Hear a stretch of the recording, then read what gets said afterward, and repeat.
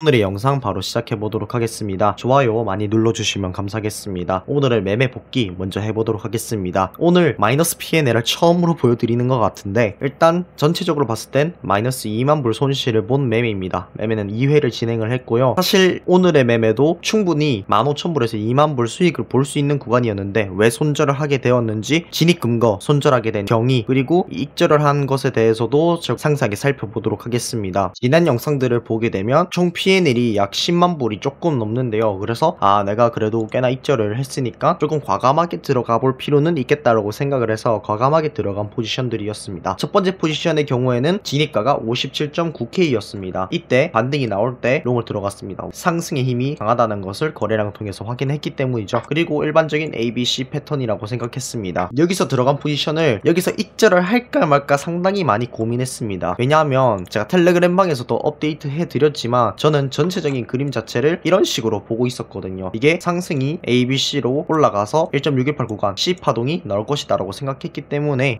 그러면 이거 보수적으로 잡아도 59.1K 정도에서 익절을 하면 그래도 좀 만족스럽겠다 라고 생각을 했습니다. 많이 가면 60K까지도 갈 수 있다고 생각했고요. 그래서 롱을 홀딩했는데 자고 일어나니까 하락이 나와 있더라고요. 손절을 전 저점 근처로 잡았습니다. 57.1K를 손절가로 잡았는데 딱 거기를 터치를 하고 반등이 나오더라고요. 사실 가만히 가지고 있었으면 본절을 했거나 아니면 익절로 나올 수도 있는 그런 구간들이 많았습니다. 여기도 그렇고 여기도 그렇고. 그럼에도 불구하고 제가 손절을 한 이유는 만약에 여기가 깨지게 된다면 하락이 더 크게 나올 수 있기 때문입니다. 우리가 많이 실수하는 게 다 기다리면 살려주네? 그러면 그냥 물려 있어야지 라고 생각을 해버립니다. 근데 이거 진짜 위험한 게 뭐냐면 이렇게 살려주는 경우도 많기는 하지만 만약에 여기서 원웨이가 터진다면 여기선 반등 나와줄 거야 근데 또 떨어지고 여기서 반등 나와줄 거야 근데 또 떨어지고, 이게 계속해서 반복이 된단 말이죠. 그래서 위험한 자리에서는 확실하게 잘라주는 게 맞다라고 생각을 했고, 그리고 제가 어제 텔레그램 방에서도 위험을 감수를 하되 손절은 확실히 잡아야 한다라고 말씀드렸습니다. 저는 제가 말한 그대로 매매를 하는 것 뿐입니다. 그리고 이 부분에 대해서도 여기서 횡보하길래 이거 일단은 내리는 패턴일 수도 있고 아니면은 ABC에서 나오는 초반 패턴이라고 볼 수도 있다라고 생각을 했습니다. 그래서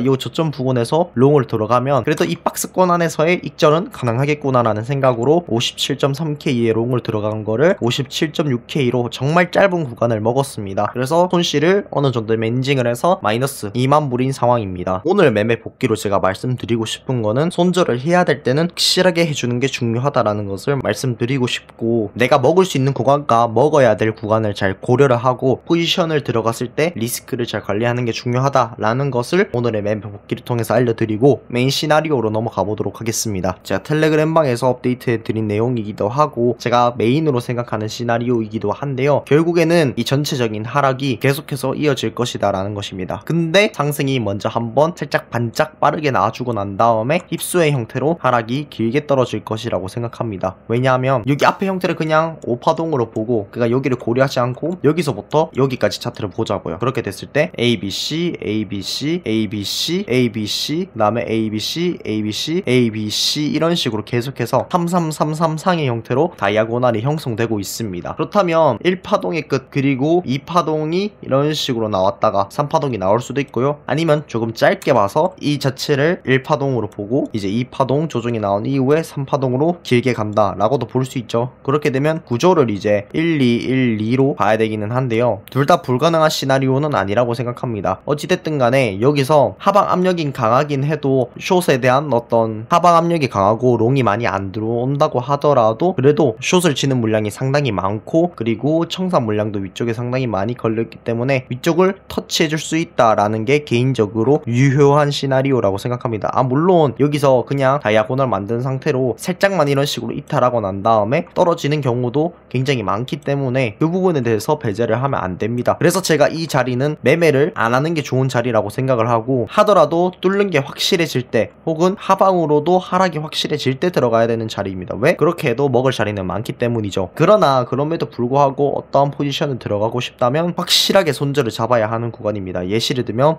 여기서 지지 받겠네? 그러면 롱을 들어간다고 생각을 하면 역시 전저 구간에서는 손절을 잡아줘야지 최소한 손익비가 1대2에서 1대3 정도 되는 매매를 진행을 할 수 있게 되는 것입니다. 어쨌든 전체적으로 봤을 때는 하락을 하는 패턴이고 5파동의 하락 이후에 조정파동 ABC 그리고 나서 다시 한 번 더 5파동이 진행되는데 이 5파동의 형태가 이제 1, 2 그리고 이 3파동이 진행을 하는데 이 3파동이 이제 1, 2, 3, 4, 5로 진행이 되고 그 이후 4, 5로 마지막 저점을 보게 되는 그런 그림을 생각을 해볼 수 있겠습니다. 전체적인 이러한 방금의 형태를 고려했을 때도 3파동의 타겟은 1.618, 즉 49.1K 정도, 그리고 49.3K 사이 이 정도가 되기 때문에, 그래서 이번에 이렇게 하락이 나온다면 그 반등 없이 떨어지더라도 크게 떨어질 수 있는 자리고, 올라가더라도 떨어진다면 일반적으로 생각하는 5파동 임펄스의 형태를 나타내면서 하락이 나올 것이다 라고 생각을 할 수 있는 것입니다. 그래서 크게 하락이 원웨이로 나왔을 때 잡을 수 있는 타겟가는 49.2K 정도가 무난할 것 같고요. 이후에 저점에서 반등을 나오는 척을 해주겠죠. 그러나 이 반등이 크게 가지 않고 마지막 5파동으로 이 저점을 깨주는 그러한 그림으로 갈 것이다 라고 보는 게 저희 지금의 전체 시나리오입니다. 매물대를 봐주도록 하겠습니다. 좀 무서운 부분이 많다고 저는 생각합니다. 보통 이런 식으로 한쪽으로 매물대가 많이 쌓이면 그 방향이 나오는 경우가 상당히 많습니다. 왜? 매물대가 없는 쪽으로 가지 않느냐라고 물어본다면, 매물대가 있는 곳을 시장가로 롱을 긁는다는 게 아니라 매수를 기다린다는 말이기 때문에 상대적으로 매수세보다 매도세가 조금 더 강할 수밖에 없습니다. 그래서 이렇게 매물대가 많다라는 것은 하락으로 갈 가능성, 그리고 변동성이 커질 가능성을